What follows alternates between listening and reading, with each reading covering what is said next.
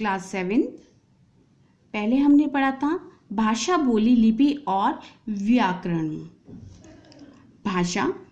भाषा वह साधन है जिसके द्वारा मनुष्य बोलकर, सुनकर, लिखकर और पढ़कर अपने मन के भावों या विचारों का आदान प्रदान करता है।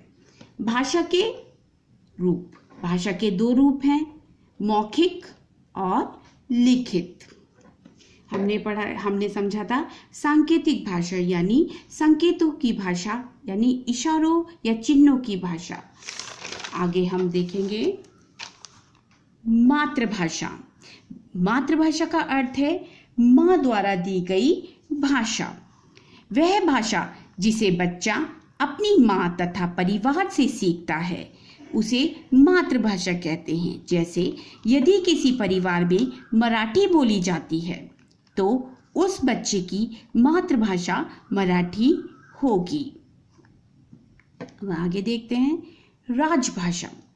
वह भाषा जो देश के कार्यालयों और राजकीय कार्यों में प्रयोग की जाती है वह भाषा राजभाषा कहलाती है। जैसे भारत की राजभाषा हिंदी है। राष्ट्रीय भाषा वह भाषा जिसका प्रयोग किसी देश के अधिकांश नागरिकों द्वारा किया जाता है उसे राष्ट्रीय भाषा कहते हैं। हिंदी को हम अपनी राष्ट्रीय भाषा कहते हैं, लेकिन संविधान ने हिंदी को राष्ट्रीय भाषा का दर्जा अभी नहीं दिया है।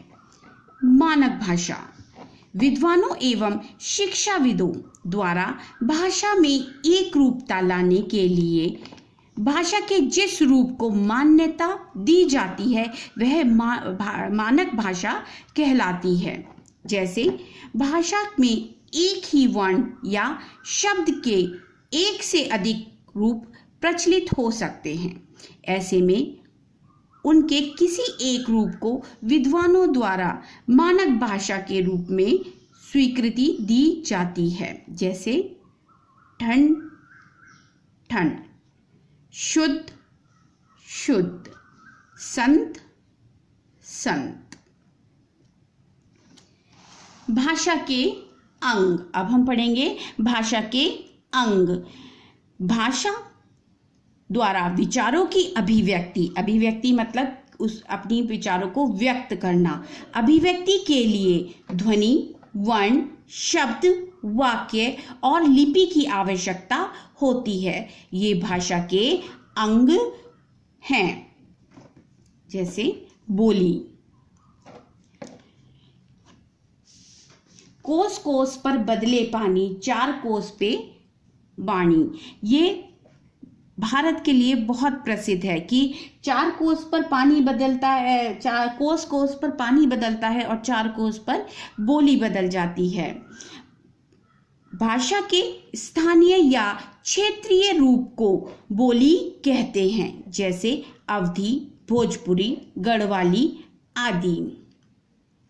बोली एक सीमित क्षेत्र में बोली जाती है। लिपि भाषा की ध्वनियों को लिखने के ढंग को लिपि कहते हैं। जैसे हिंदी देवनागरी लिपि में लिखी जाती है। व्याकरण वह शास्त्र जिसके द्वारा मनुष्य किसी भाषा को शुद्ध रूप से पढ़ना, लिखना और बोलना सीखता है वह व्याकरण कहलाता है। व्याकरण के अंग कहे या विभाग। व्याकरण के 3 अंग हैं, वर्ण विचार, शब्द विचार, वाक्य विचार। इन तीनों को मिलाकर ही भाषा तैयार होती है। वर्ण विचार के अंतर्गत हम पढ़ते हैं वर्णों का आकार, प्रकार, लिखने की विधि और उच्चारण करने के तरीका। ये सब हम व्याकरण के अंदर सीखते हैं। शब्द विचार में शब्द के रूप, भेद, महत्व, उत्पत्ति और बनावट पर विचार करते हैं। वाक्य विचार के अंदर हम रचना कि वाक्य किस रचना का है, वाक्य का भेद, संबंध, रूपांतरण, शुद्धता, विराम चिन्ह आदि पर विचार करते हैं। आइए कुछ पाठ से रिलेटेड कुछ महत्वपूर्ण बातें। भाषा शब्द संस्कृत के भाष धातु से बना है, जिसका अर्थ है बोलना। भाषा के लिखित रूप को हम संरक्षित करके रख सकते हैं। हिंदी हमारी राजभाषा है। 14 सितंबर 1939 को हिंदी को भारत की राजभाषा घोषित किया गया। इसलिए प्रतिवर्ष 14 सितंबर को हम हिंदी दिवस के रूप में मनाते हैं। भारत के अधिकांश लोग हिंदी भाषा का प्रयोग करते हैं, अतः हिंदी हमारी राष्ट्रभाषा है। परंतु अभी हिंदी को भारतीय संविधान द्वारा राष्ट्रभाषा के रूप में मान्यता नहीं मिल सकी है।